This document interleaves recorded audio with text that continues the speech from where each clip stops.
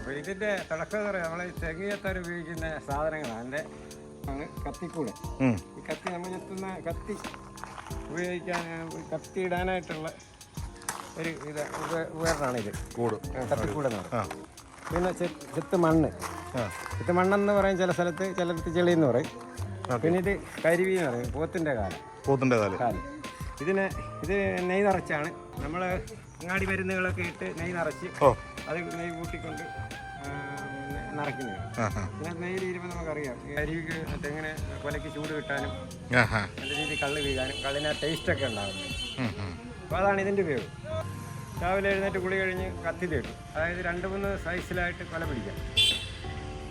ഒരു പരുവം പാൽപ്പരുവം പറയുന്നുണ്ട്, പച്ചരിപ്പരുവം പറയുന്നുണ്ട്, പിന്നെ പുഴുക്കലരിപ്പരുവം പറയുന്നുണ്ട്. അപ്പോൾ ഇതിൽ ഇടയ്ക്ക് നിൽക്കുന്ന പരുവത്തിൽ നമ്മൾ പിടിക്കുന്നത്. ഈ പച്ചരി 5 ലിറ്റർ വരെ വീഴുന്ന തെങ്ങുകളുണ്ട്, 1 ലിറ്റർ വീഴുന്ന തെങ്ങുകളുണ്ട്. തെങ്ങ് തേങ്ങളെടുത്ത് താഴെ ഇറക്കി ഷാപ്പിലേക്ക് എത്തിക്കും. ഇതാണ് നമ്മൾ ഇതിന് കുടുക്കെന്ന് പറയും. ഇതിനകത്തിപ്പോൾ കള്ളുണ്ടോ? ഇതിനകത്തിപ്പോൾ കള്ളുണ്ട്. ഇതിന് ഈ കുടുക്കകത്താണ് നമ്മൾ പുറകിൽ ഇങ്ങനെ പിടിച്ചൊഴിക്കും. ഈ മാട്ടത്തിൽ നിന്നെടുത്ത് ഈ മാട്ടിയിരിക്കുന്ന കലത്തിനകത്ത് എടുത്ത് ഇതിനകത്തിട്ട് ഒഴിക്കും. നമുക്ക് അഴുക്കുകളൊക്കെ ഉണ്ട്, നമ്മളൊരു അരിപ്പ് വെച്ച് അരിച്ച് സാധാരണ കുടിക്കും. പിന്നെ അരിക്ക് വെള്ളം ഉണ്ടെങ്കിൽ ഇങ്ങനെ വെളുക്കായി തട്ടിക്കളഞ്ഞെടുത്ത് നോർമലായിട്ട് എന്തൊക്കെയായിരിക്കും അത് കാണുന്നത്? അതിനകത്ത് തേനീച്ചകളെ ഇങ്ങനെയുള്ള ഐറ്റംസുകൾ വരും. കാരണം വെച്ചാൽ അത് ഈ മധുരമല്ലേ, അതുങ്ങളെ ഇത് ഉപയോഗിക്കില്ല. തേനീച്ചയുടെ ശല്യം കൂടുതലുണ്ട്. പിന്നെ പറഞ്ഞിട്ടുണ്ട് എലിയൊക്കെ കയറുന്നു പറഞ്ഞിട്ടുണ്ട്, ശരിയാണോ? എലിയൊക്കെ കയറാതിരിക്കാൻ വേണ്ടി, എലിയൊക്കെ കയറും തെങ്ങല്ലേ. പിന്നെ എലിയൊക്കെ കയറാതിരിക്കാൻ വേണ്ടി നമ്മളത് പൊതിഞ്ഞ് കെട്ടി ഒക്കെ റെഡിയാക്കി വെക്കും. ചിലതൊക്കെ അതിന്റെ മേളിൽ ഞങ്ങൾ അലിപ്പെട്ടിയൊക്കെ വെച്ച് ഇവനെ പിടിക്കും. മേളിലൊക്കെ അലിപ്പെട്ടി ഇരിക്കും. ഇതെങ്ങനെ മുകളിൽ 3 അലിയെ പിടിച്ചാൽ. പിന്നെ അണ്ണാനും ശല്യം വരും. അണ്ണാനും ശല്യം ഉണ്ടല്ലേ? അണ്ണാൻ പറഞ്ഞ വേണ്ടി ഞാൻ പിന്നെ തുറന്നു വിട്ടു, കൊല്ലാൻ കഴിയില്ലേ. അയ്യോ കഷ്ടം.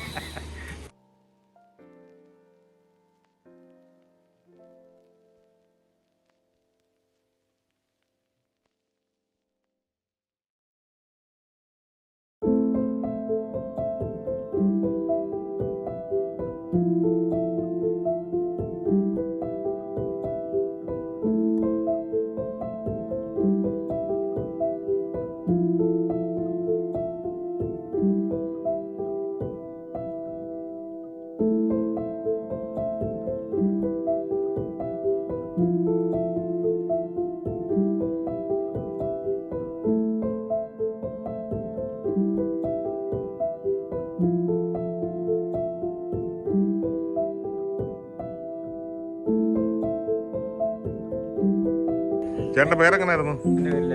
ലൈജു. ഇവിടെ തന്നെയാണോ സ്ഥലം?